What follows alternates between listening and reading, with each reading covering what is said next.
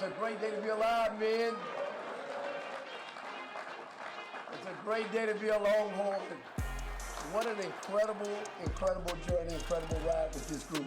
I'm excited and I'm honored to be your basketball coach at the University of Texas. Everybody can't coach at Texas. Everybody can't play at Texas. You have to be prepared for opportunities. I was prepared for this opportunity. We're going to continue to put a great product on the floor, one that's going to make you proud, both on and off the court, and represent this community and university the right way. I'm honored, and I'm really excited about this next chapter and this next journey that we're about to go on. We're going to be a Monday night program, but we're going to get there sooner than you think. Hook 'em. Absolutely, and there is not a better fit for this Texas men's basketball program than the guy that we get to call head coach. It is RT, our man, Rodney Terry. And folks, I've never seen anything like this before. I had the chance a few months ago to go on a speaking tour with the Texas coaches, RT and Sark, of course, two of the headliners. I've never seen this, and this is not a knock on Sark, because that man is amazing. They've got a great relationship. But when the basketball coach, RT, was introduced to the Texas fan base, he was the man with the loudest ovation. The Texas fans love you. They're here to support you. But what I love, RT, you got all your guys. Oh, yeah. Your players, your coaches, they're all here together. We do. We always have each other's backs. Those guys are always with me. I'm always with those guys. And, it's about relationships. It really is. Coach, whenever you talk about taking over the program, and obviously last year you had that transition period, what are the differences that you've experienced? Obviously you've been a head coach before, but now this is your full season. You get to implement everything that you want to. What's the differences between last year and this year being the full-time head coach? Well, one, we had to put together a whole new roster. And that's going to be every year. It's the landscape of college athletics right now, and you got to put together a great staff. I thought I did a really good job of putting guys around me that complement, what we're trying to do. We, Coach Beard, myself, and our previous staff did a really good job of trying to establish a culture. We have some continuity with some guys coming back that's defending our culture right now with the new guys coming in, and that's been the biggest starting point right now. And we had a great 8 weeks of summer, and I'm excited about our team. So you said, I saw the interview, you said you got to be prepared, be ready. My question for you is, when it happened, when things happen, it's like you're the coach now. What's that mindset? What's that mental set like? What is that? Like, talk me through, like, how do you prepare and how do you go into that next day to say, okay, this is what has to happen, this is what I got to do, this is what we got to continue to keep this thing going with a bunch of young men? Well, Griff, I think you're always, you're only going to be as good as the people you have around you. So it's really important for me to put really good, experienced guys around me. Coach Haight and I worked together when you guys were winning national championships here back in 2003. He and I were together on the staff that went to the Final Four, and he's been a head coach for 18 years. Coach McClain, one of the best coaches that ever coached at Wyoming University. You want to put really great guys around you. They make your transition a lot easier. Now, we had to go into homes and put together a roster. We only had really 2 guys, that played in our rotation of 11 guys last year returning. So we had to hit that recruiting trail really, really hard and put together a team. Not just throw pieces together, but guys that would complement one another. RT, my biggest question is Brock wearing jorts? I mean, Brock is always in his jorts all the time. There he is. He has his blings on today. He's got his rings on today. Someone get Brock. He's feeling great about it. You got your jorts on? Oh, I got the jorts on. There he is. He confirms that Brock has the jorts. Come on. I didn't bring mine, man. Okay, here comes Brock. Yeah, we need to see it. We've got to see the jorts. No doubt about it. There we go. There we go. There they are. There they are. Yeah. Yes. There we go. How you been? How you been? Yeah, doing well. Doing well. Yep.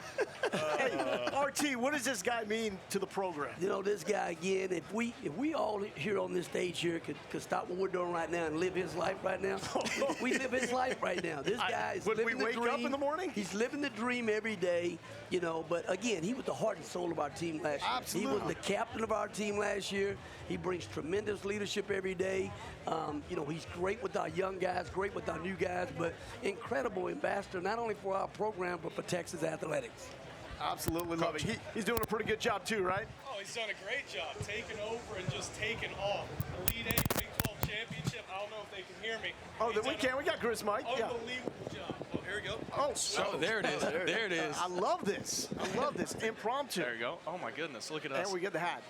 RT has done an unbelievable job, ambassador for the University of Texas. We've got guys in town recruiting right now, and it's been an unbelievable role with what he's been able to do for the program, and I'm excited for the future. So, Brock, show off those rings. Coach, I do want to ask you a little bit. So we got What's it take to get more of that hardware back in the case for all these players to be able to experience something like that? Well, the secret's in the dirt, man. You got to put the work in. You have to have an incredible work ethic. Guys got to get in there, and you have to have buy-in from your team in terms of guys really buying into what you're doing, culture-wise, from basketball scheme-wise.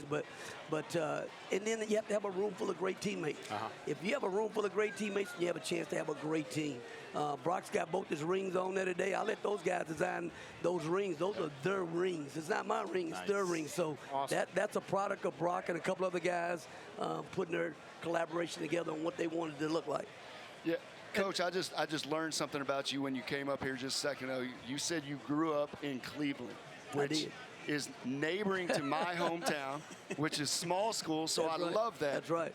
So I guess the one question I want to ask you is about adversity. You guys faced a lot of adversity last year as a basketball team and was able to triumph over that. Coming from small schools, we face adversity all the time because everybody overlooks the small schools, right? So my question for you is, do you feel that adversity as a head coach, that adversity is something that is taught and is ingrained into that culture, or is it something that you've got to find guys that know how to handle that when they come in on day one? Well, I think, again, B-Rob, we come from that red dirt clay down there, right, in East Texas and everything. But, life's going to throw you all kind of curveballs. You're going to have to handle, adversity your whole life. If you're able to learn and adapt and adjust right now as a student athlete, you'll be doing that the rest of your life, And we had a group of guys last year that was an older group of guys that had tremendous experience, but they all really wanted to win. And no matter what it took, they were willing to sacrifice, to win at an elite level. And, no matter what, adversity, obstacle came our way, we just stayed the course. And these guys did a great job of showing everyone that you can just stay the course, block out the noise, control what you can control, live where your feet are. All right, before we let you go, I want to hear from both of you. Brock, starting with you. What do you think about this Texas football team? What are we going to do this year? We're going to be elite.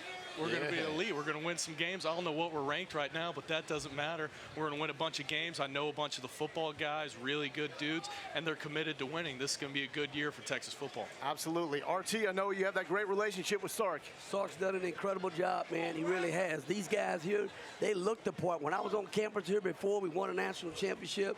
These guys not only looked the part, they played the part. And Sark's right now, what he's doing recruiting-wise and the talent level that he's raised the talent level right now. From the time he got here to where he's at right now, he's got NFL players. These guys are all NFL guys.